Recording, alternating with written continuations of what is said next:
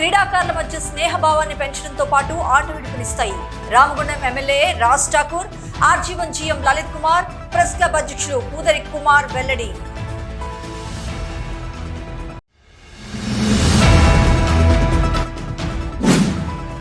అబద్దాలతో గద్దెనెక్కిన కాంగ్రెస్ ప్రభుత్వం కార్మికులను నయవంచనకు గురి చేసింది. 16% లాభాల వాటా ప్రకటించి 33% అంటూ అబద్దాలు చెబుతుంది. మాజీ మంత్రి కొప్పుల ఈశ్వర్, రామగుండం మాజీ ఎమ్మెల్యే కోరికంటి చందర్ వెల్లడి.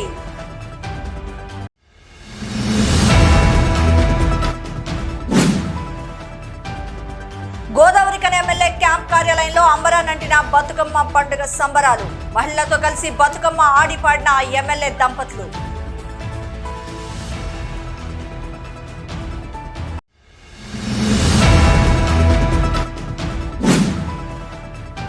విద్య, వైద్యం, ఉపాధి కల్పన దిశగా ఆలయ ఫౌండేషన్ సేవా కార్యక్రమాలను చేపడుతూ వస్తుంది.